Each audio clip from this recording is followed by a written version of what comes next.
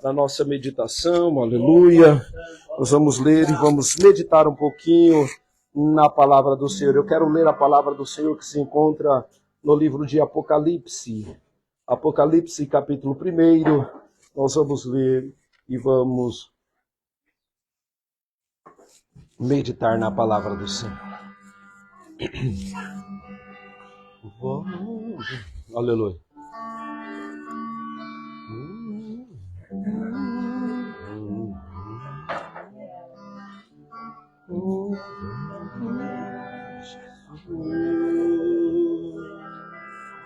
E me leva para casa.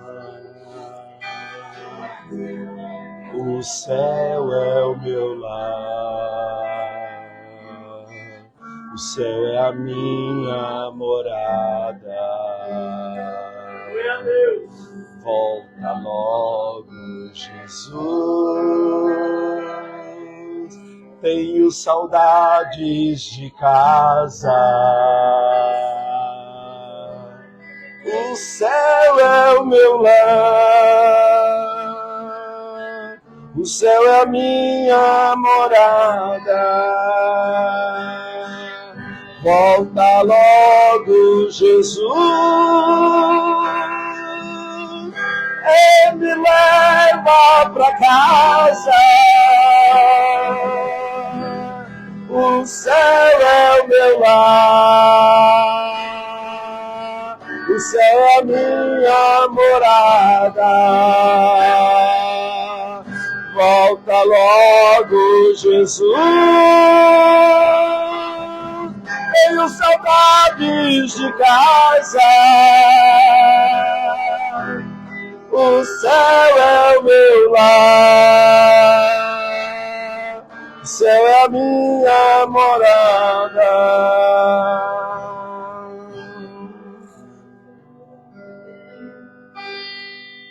Apocalipse, capítulo 1. Louvado seja Deus. E vamos ler a partir do versículo de número 4. Amém?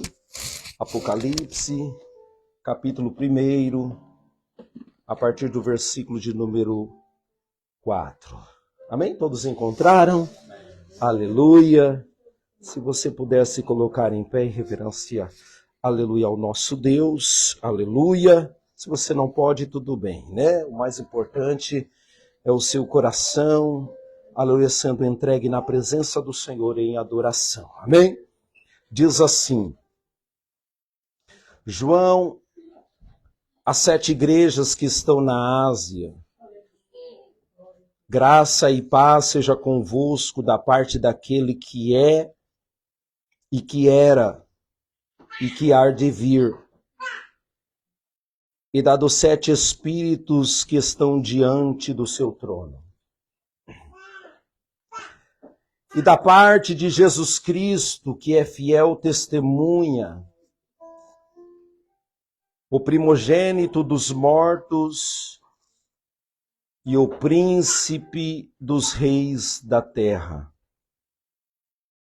Aquele que nos ama e em que o seu sangue nos lavou dos nossos pecados e nos fez reis e sacerdotes para Deus e seu Pai. A Ele glória e poder para todos sempre. Amém.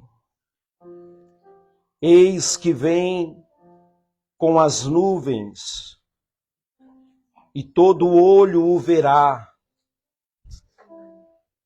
até os mesmos que o transpassaram.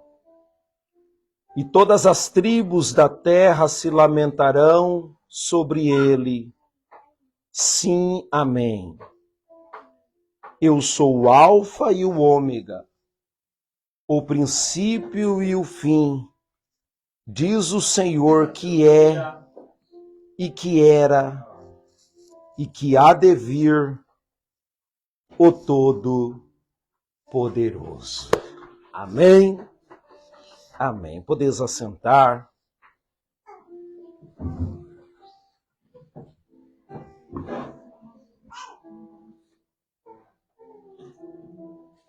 Palavra de Deus revelada para o seu servo, o apóstolo João. João, ele vivia, meus irmãos, numa época, o contexto que nós estamos lendo aqui, João, ele vivia numa época em que quem estava imperando seria o Império de Roma. Roma era o império mais forte que existia e ele dominava, tomou conta. E por João seguir ao Senhor Jesus Cristo e pregar o Evangelho, Roma, ele se levantava contra todos os cristãos, todos aqueles que serviam a Jesus. E o apóstolo João, ele foi perseguido também pelo Império de Roma. Roma perseguiu a João. E nós vemos aqui que João, ele foi colocado numa ilha, aprisionado nesta ilha. Era uma ilha em que eles largavam eles lá. E que todos aqueles que eram largados lá nesta ilha, eles que tinham que se virar sozinhos. Porque o império jogava o preso lá naquela ilha e não dava sustento, não dava alimento, não dava nada. Você se vira aí para você sobreviver. Se morrer, morreu. E colocaram João lá e João esteve lá. E o que é interessante é que, apesar da perseguição em que João ele teve em sua vida, de um imperador, de um império.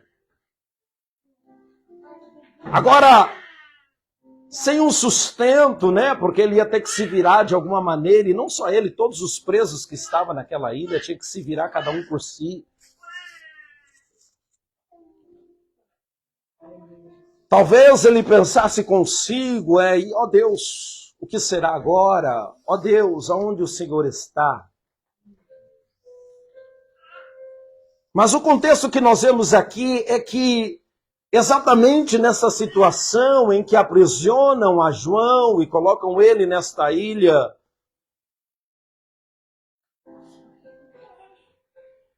e ele está numa situação que talvez não confortável,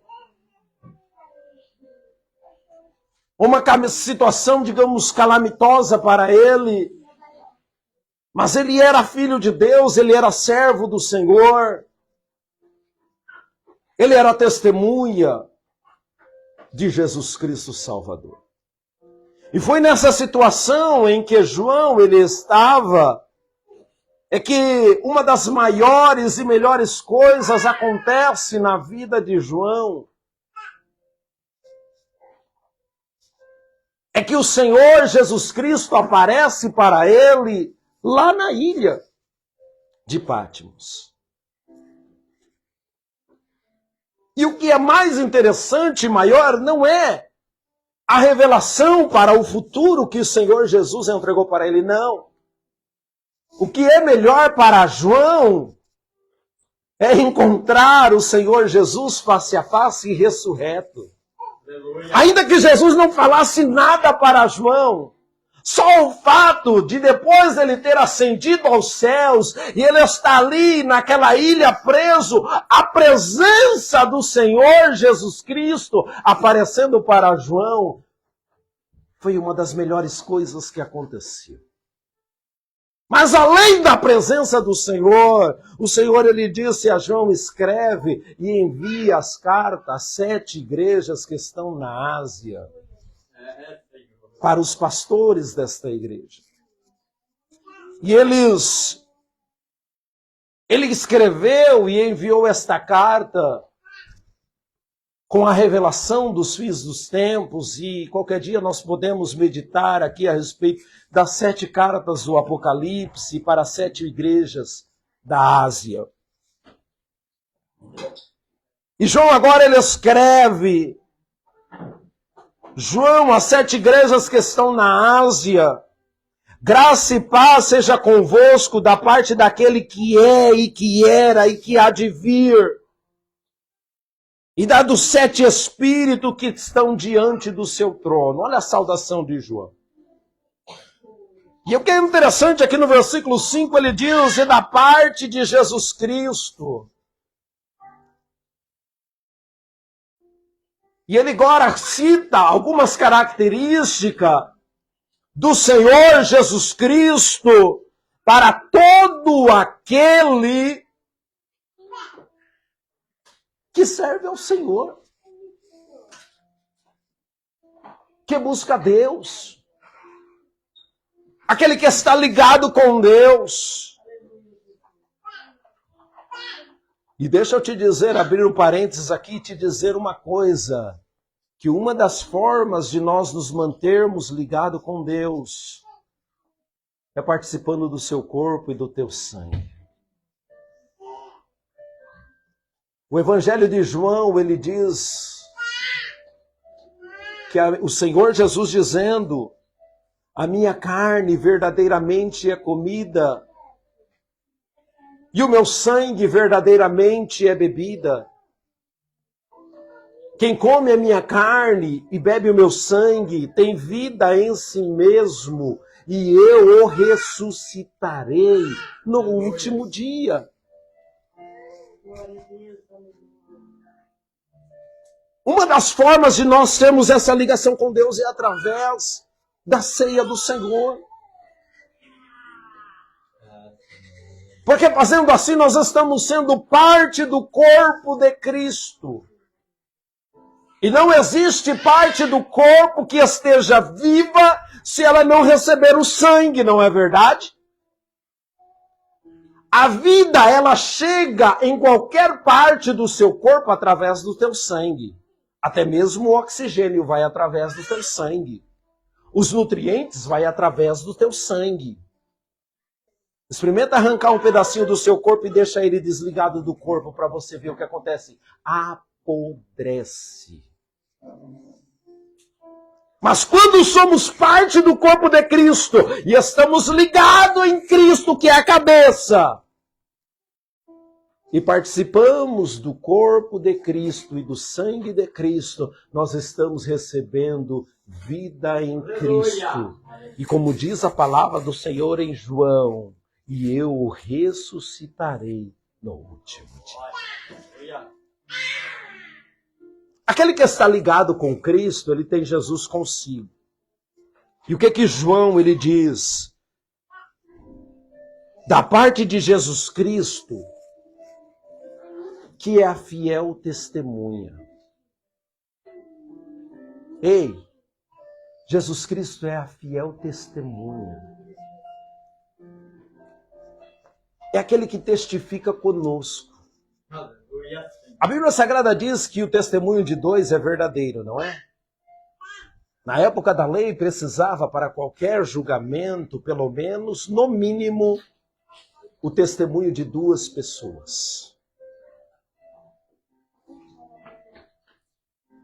E Jesus, ele diz, João está dizendo que Jesus, ele é essa fiel testemunha. Mas testemunha do quê? De que somos santos? De que somos o bonzão? De que não temos pecado? Não, de maneira nenhuma. Nós somos pecadores. Não somos perfeitos. Somos homens sujeitos a cair. Mas do que ele testemunha? O testemunho dele, ele testifica o sangue dele na cruz do Calvário para nos lavar e nos remir. Você vai ver isso no final do versículo que nós lemos. Ele testifica diante do Pai.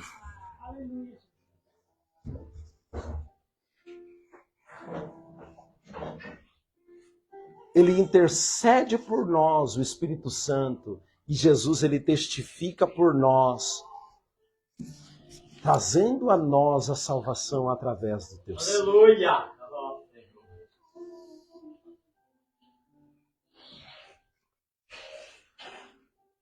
A palavra de Deus, ela diz que ele é a fiel testemunha e ele é o primogênito dos mortos. Você sabe, eu não vou me prolongar muito nisso, porque o primogênito, você sabe que é aquele que tem a herança. É aquele que recebia a herança. Toda a herança, ela recaía sobre o primogênito. Ele era o herdeiro. E diz que Jesus, ele é o primogênito dos mortos. Só que a palavra de Deus, ele diz que nós somos co-herdeiros da promessa de Cristo com Jesus o Salvador. O que é co-herdeiro? É aquele que é herdeiro junto. O copiloto é aquele que é piloto junto, você entende?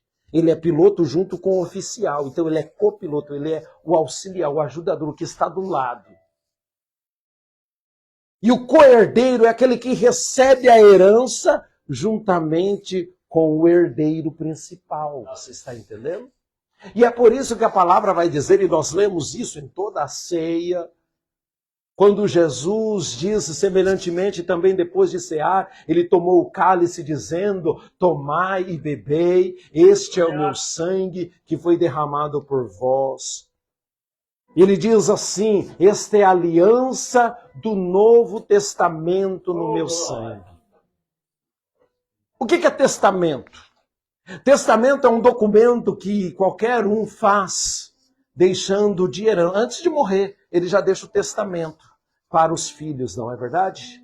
Ele deixa a herança lá registrada. Ele faz um testamento, é aquele documento de herança. E Jesus está dizendo que, aleluia, o sangue dele é o Novo Testamento que ele deixou para todo aquele que está ligado no Senhor.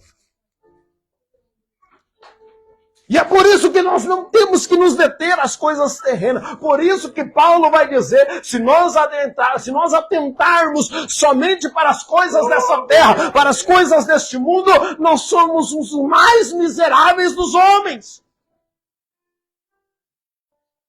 Porque a nossa esperança ficará nas coisas terrenas. E tudo se acabará e passará. E é por isso que a palavra de Deus ela vai dizer, junteis tesouro nos céus. Porque lá o ladrão não rouba, a traça não corrói, a ferrugem não vem. Lá a herança é eterna. Aleluia! Lá você junta um tesouro, você faz uma poupança, vamos dizer assim. Né? Você vai juntando o tesouro, vai juntando o tesouro. O dia que você chegar lá, e eu já vou adentrar em uma, né? Você vai receber tudo aquilo que você juntou lá. Você acha que João, ele estava triste porque ele estava alegre? Por isso que Paulo ele dizia, se eu morrer eu ganho, se eu viver eu vivo para Cristo. Quando eu sofro com alegria, porque eu estou sendo participante da cruz de Cristo. E quando ele termina a carreira, ele diz, eu guardei a fé. Desde agora eu espero a coroa da justiça que me está preparada. Ele sabia que ele tinha algo muito maior para receber. E aqui está dizendo que ele é o primogênito dos mortos e é o príncipe dos reis da terra.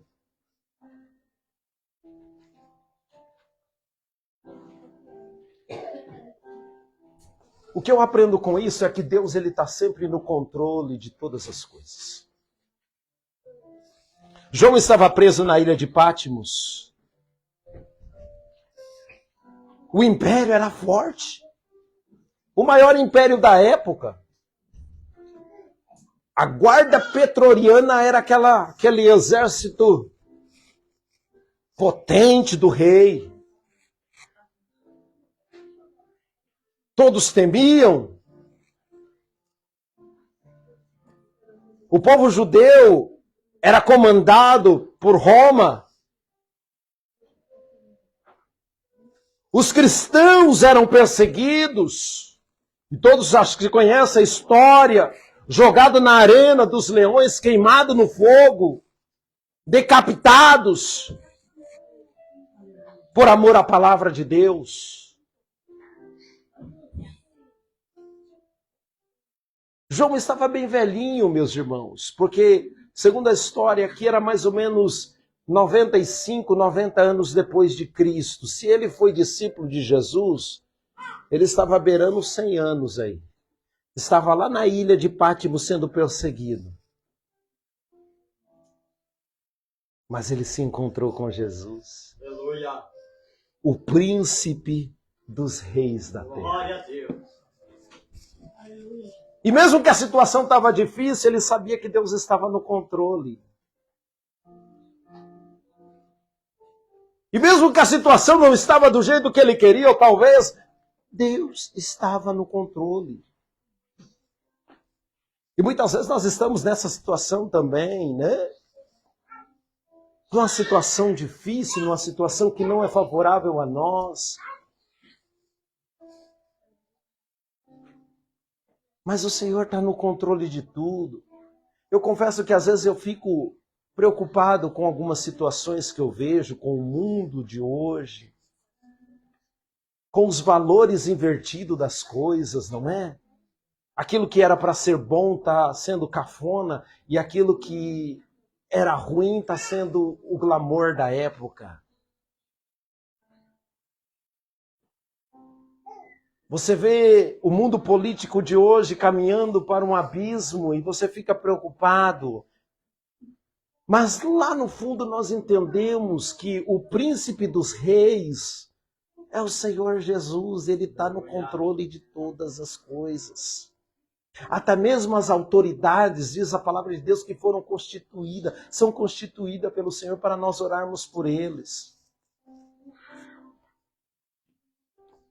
E a Bíblia já nos disse que chegaria o tempo difíceis. E Jesus, ele disse, no mundo tereis aflições, mas tem de bom ânimo, eu venci o mundo.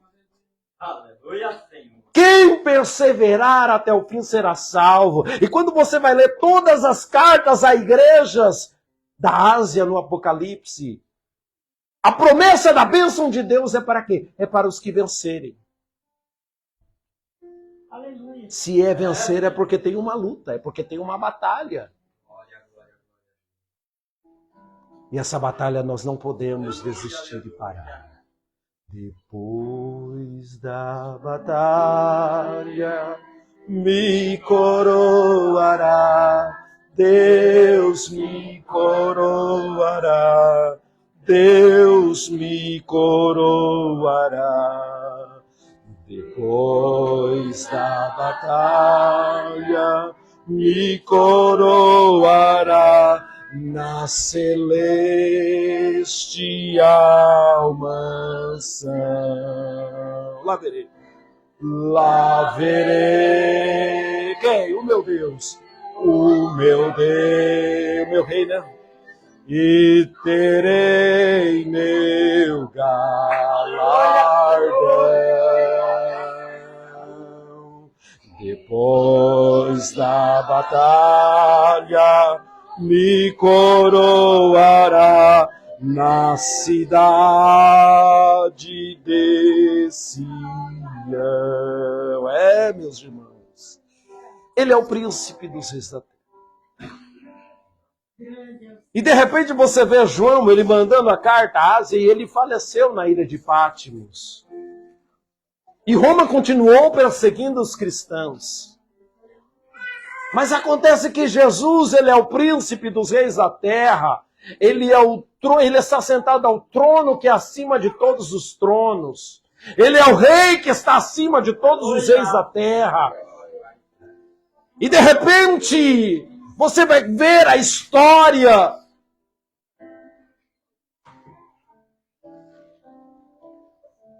E Roma, com todo o seu império forte, de repente aparece um povoado. É um povo. Licigogos. O que é Licigogos? É um povoado que existia lá da Alemanha. Saiu da Alemanha esse povo. Um povo que foi desprezado. Um povo que não tinha general. Um povo que não tinha exército. Mas um povo que foi desprezado ali da Alemanha começou a sair em sentido a Roma. E você sabe o que aconteceu? Eles começaram a enfraquecer e a destruir o Império Romano do nada. Aquele império que era forte. Aí você pensa, não, Deus não é. Deus está no controle de todas as coisas. Agora eu vou ler para você entender tudo o que eu falei. E da parte de Jesus Cristo, que é fiel testemunha, o primogênito dos mortos, o príncipe dos reis da terra, aquele que nos ama e que em seu sangue nos lavou do nosso pecado. E é por isso que ele é a fiel testemunha, é por isso que ele é o primogênito, e é por isso que ele é o príncipe da terra, porque ele nos ama. E ele nos lava dos nossos pecados através do teu sangue. Agora, queridos,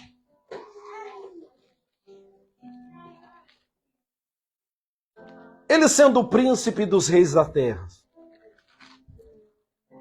ele sendo todo-poderoso, ele sendo aquele que cuida de nós, você já tem uma ligação com ele?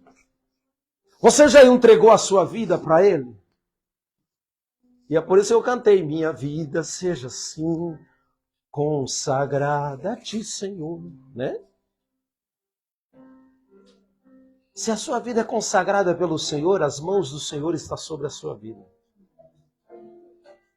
O inimigo pode até se levantar, o inimigo pode até lutar, o inimigo pode até pelejar. Mas ele não pode, meus irmãos, com o povo de Deus.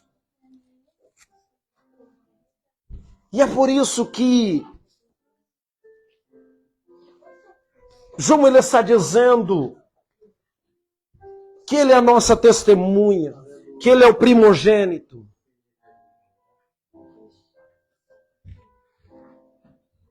Que ele cuida de nós, perdoa os nossos pecados, é rei é príncipe dos reis da terra. Agora nós estamos servindo a ele. Nós somos como soldados que foi alistado para uma batalha espiritual. Uma batalha não contra o próximo, mas a nossa batalha contra o diabo. Em Éfesos diz o quê? A carta de Paulo, para tomar as armaduras de Deus, para que possamos lutar contra as hostes, as maldades nos lugares celestiais. Revestindo de toda a armadura de Deus, porque a nossa luta não é contra carne e sangue, mas sim contra os principados, as forças do mal que lutam contra a nossa vida. Agora, como um bom soldado, eu tenho que lutar e fazer a obra do Senhor. Nós estamos aqui agradecendo a Deus pelos 17 anos. Por 17 anos que o Senhor tem concedido e tem permitido que esta porta esteja aberta. Teve dificuldades? Teve. Mas como disse a diaconisa Noemi aqui, né?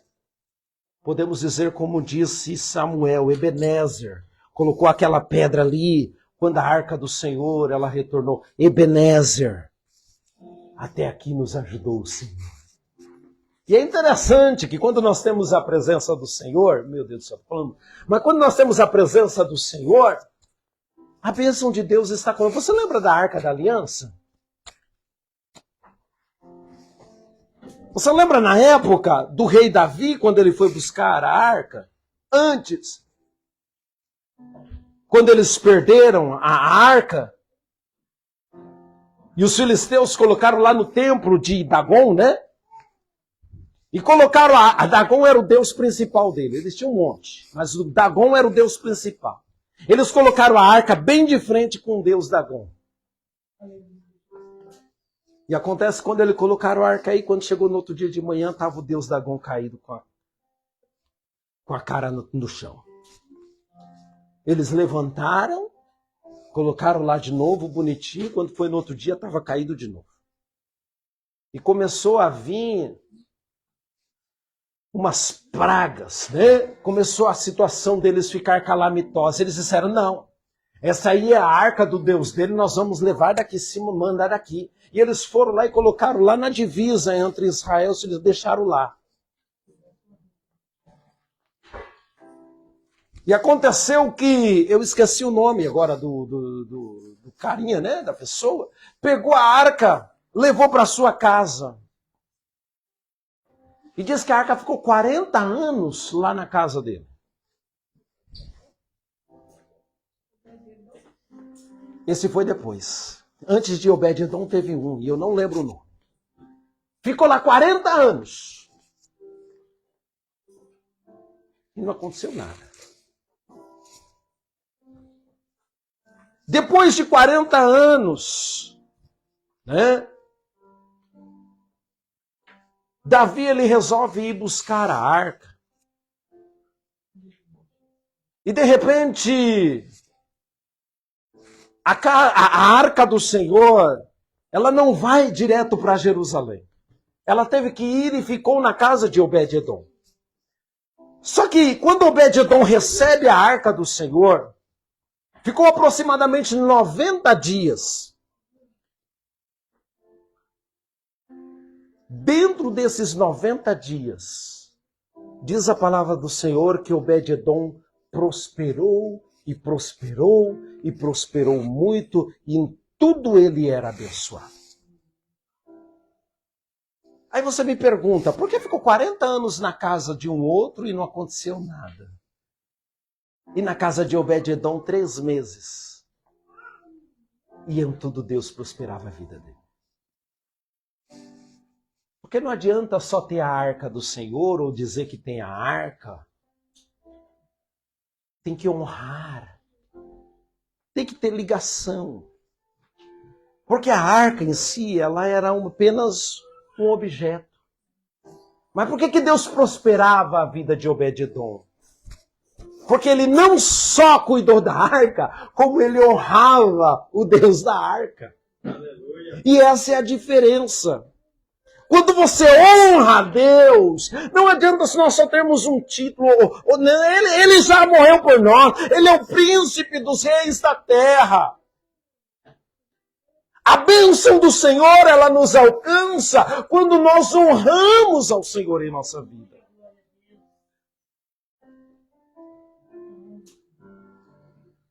E o que é honra? Eu colocarei ele acima de tudo e de todos. Por isso que Paulo ele vai dizer na carta aos Romanos, 8, se eu não estou enganado, ele diz: o que me separará do amor de Cristo? O frio, o calor, a altura, a profundidade, o abismo? Nada me separará do amor de Cristo.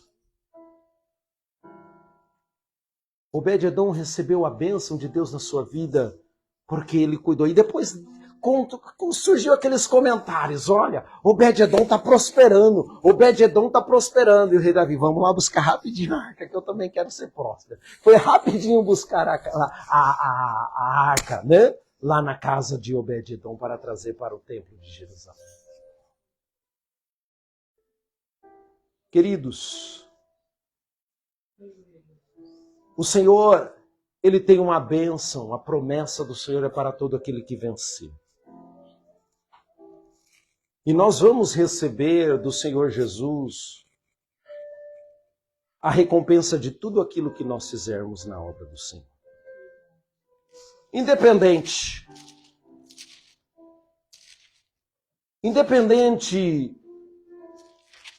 de quem que esteja conosco, quando nós fazemos para Deus, o Senhor Ele recebe. Você pode estar fazendo com muitas pessoas, ou você pode estar fazendo sozinho. O Senhor Ele vai te recompensar, desde que o seu propósito seja honrar a Deus. A prioridade da sua coisa, a prioridade da sua adoração é o Senhor. O Senhor, Ele é soberano na sua vida em tudo?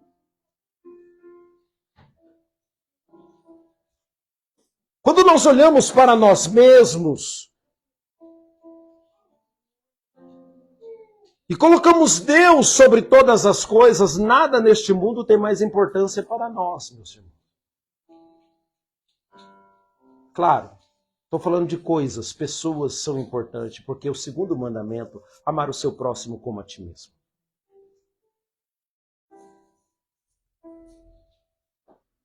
A Bíblia diz, queridos filhinhos, não amei o mundo nem o que no mundo há.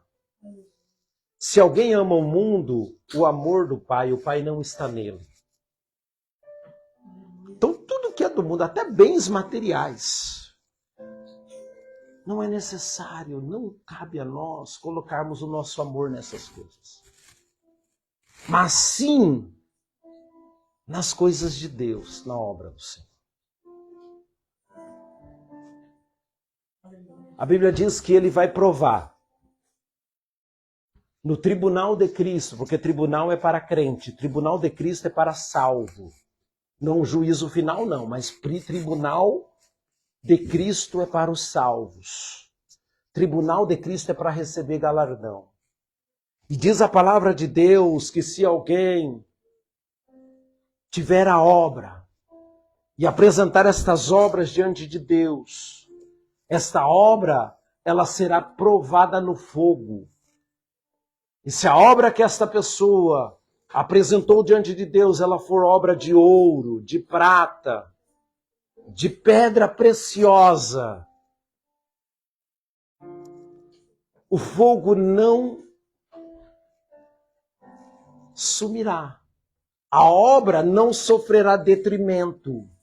E então receberá galardão, diz a palavra, Romanos capítulo 3.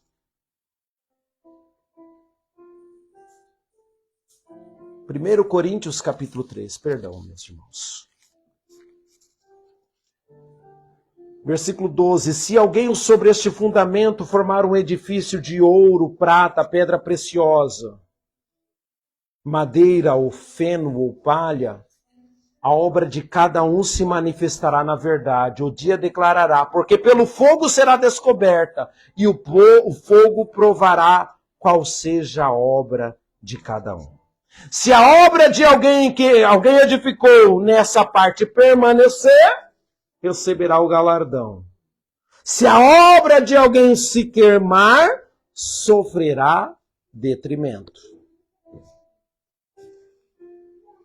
Agora, qual obra nós temos apresentado diante de Deus? Ouro, prata, pedra preciosa, madeira, feno ou palha. Feno é folhas, né? É capim. Vai tudo para o fogo. Isso não está falando de salvação, isso está falando de galardão. E é por isso que o Senhor Jesus, ele disse, eis que presto venho, e o meu galardão está comigo para dar a cada um segundo as suas obras. Ele tem um galardão para entregar para cada um de nós. E o meu galardão será a medida da obra que eu apresento diante de Deus, do meu amor para com Deus. Eu já sei que Ele é Rei dos Reis. Eu sei que Ele é o Todo-Poderoso. Eu sei que todo o controle está nas suas mãos. Eu sei que Ele tem todo o poder sobre todas as coisas. Às vezes nós queremos. Às vezes nós perguntamos para Deus, ó Deus, onde tu está? Todos passaram por isso e passa. Se você ler o livro de Salmos, está repleto disso. O salmista dizendo, porque está aflita a minha alma, espera, pois, no Senhor. A minha alma disse, onde está o seu Deus? Você já leu muitas vezes isso? O salmista dizendo, porque são momentos que nós passamos, mas Ele é soberano. Ele está sobre todas as coisas e comandando tudo, meus irmãos. Ele tem o controle da sua vida. Então entrega a sua vida a Ele de todo o coração. É como se você se largasse o controle do seu barco e dissesse: Senhor, é o Senhor quem guia agora. Eu já disse isso uma vez, eu digo para você novamente. Quando o Senhor está no controle, tudo é bênção para a nossa vida. Até o não de Deus é bênção para nós. O sim que nós queremos muito é bênção para nós. Mas o não de Deus também é bênção para nós. Quando Deus diz não, você não vai. Não, você não pode. É bênção de Deus. Por quê? Porque Ele está no controle. Ele tem todo o poder. Paulo escreve aos Romanos, capítulo 11, versículo 33, e eu termino. Ó profundidade das riquezas, tanto da sabedoria como da ciência de Deus. Quão insondáveis são os teus juízos e quão inescrutáveis os seus caminhos. Porque quem compreendeu o intento do Senhor, ou quem foi o seu conselheiro, ou quem lhe deu primeiro a ele para que lhe seja recompensado? Porque dele, por ele e para ele são todas as coisas. Glória, pois, a ele eternamente. Amém. Todas as coisas é para ele. Tudo é para ele. Então a obra que você faz, faça para ele. O louvor que você canta, canta para ele. A pregação que você faça, faça para ele. O evangelismo que você faz, faça para ele, para Jesus. Que a sua vida seja um testemunho de Deus na terra, meus irmãos. Seja um representante do Senhor na terra.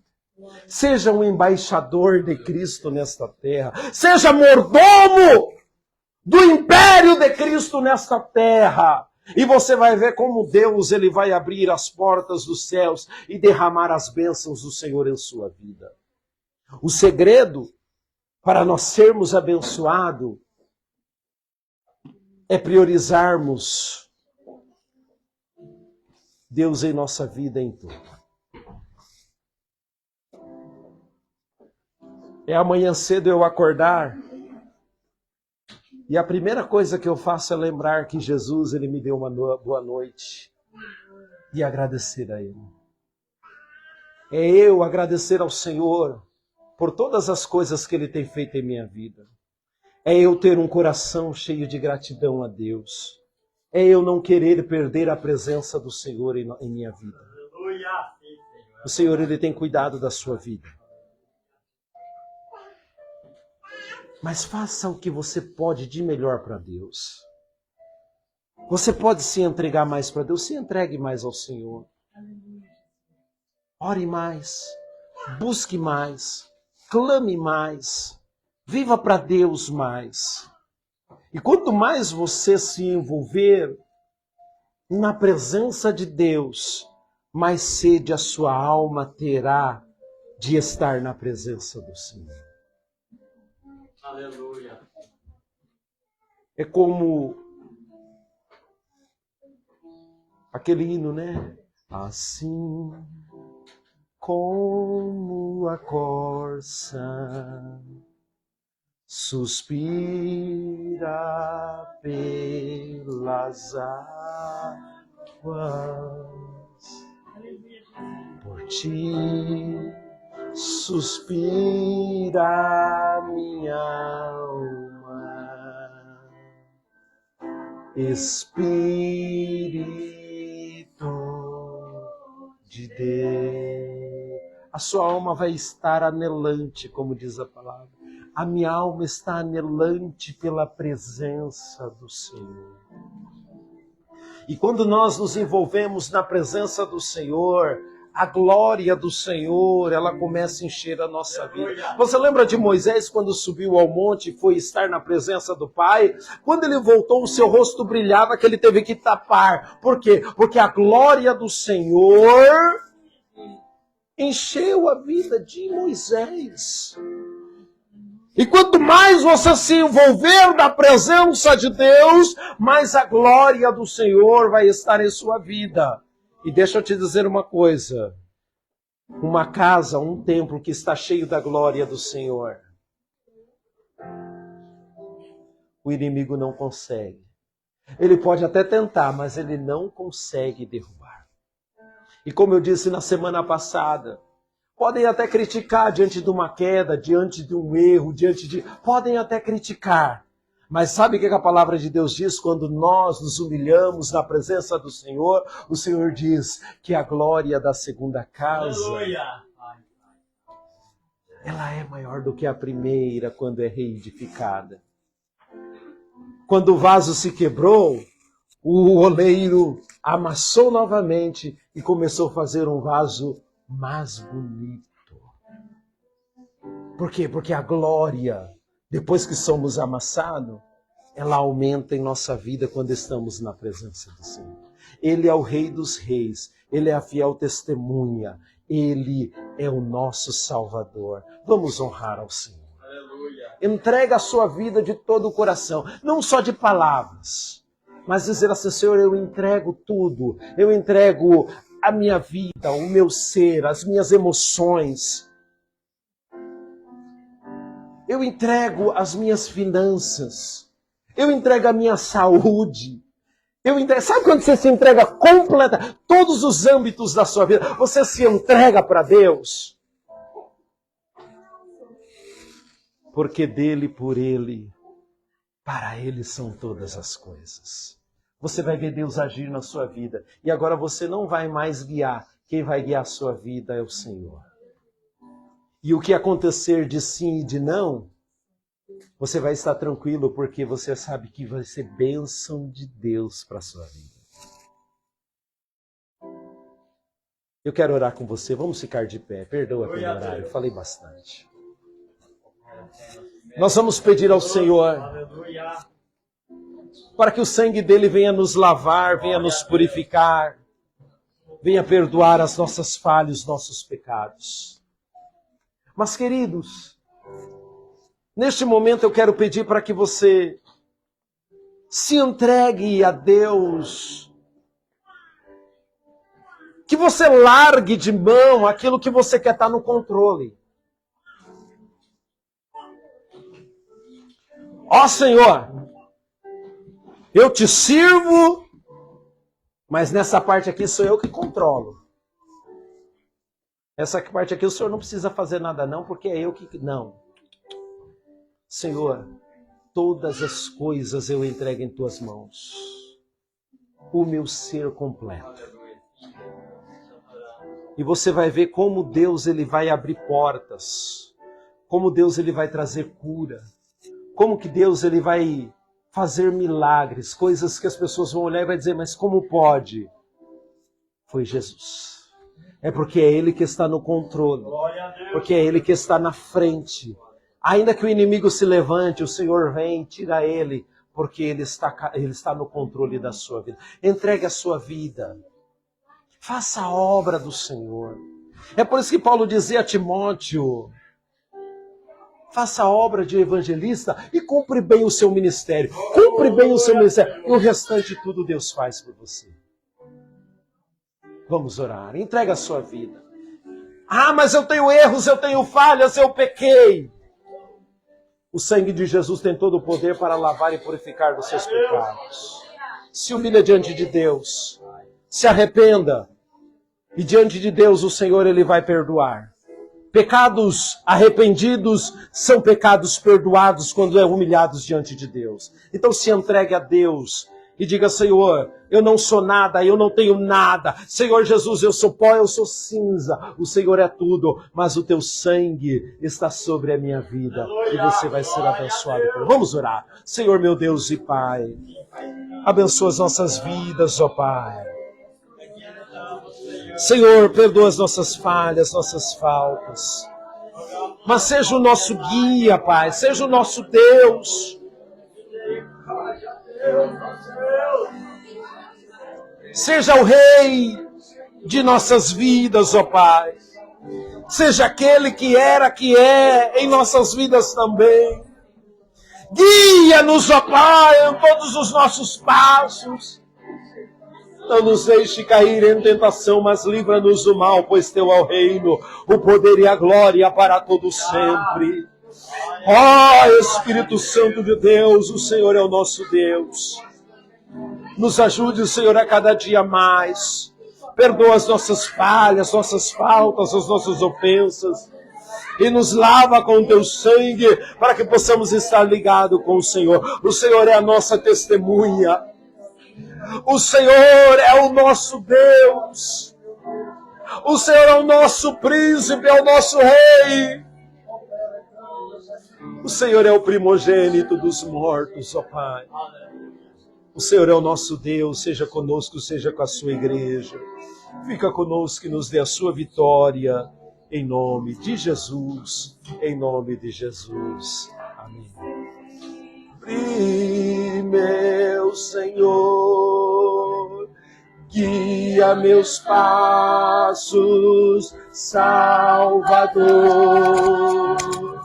Tu me compraste sobre a cruz, rege-me em tudo, meu Jesus. Mais uma vez, guia-me sempre. Guia-me sempre, meu Senhor. Guia meus passos, Salvador. Tu me comprastes sobre a cruz, rege-me em tudo, meu Jesus. Amém. Deus abençoe, meus queridos irmãos. Que o Espírito Santo de Deus fale melhor em cada coração aquilo que eu não pude expressar. Deus abençoe, em nome do Senhor Jesus.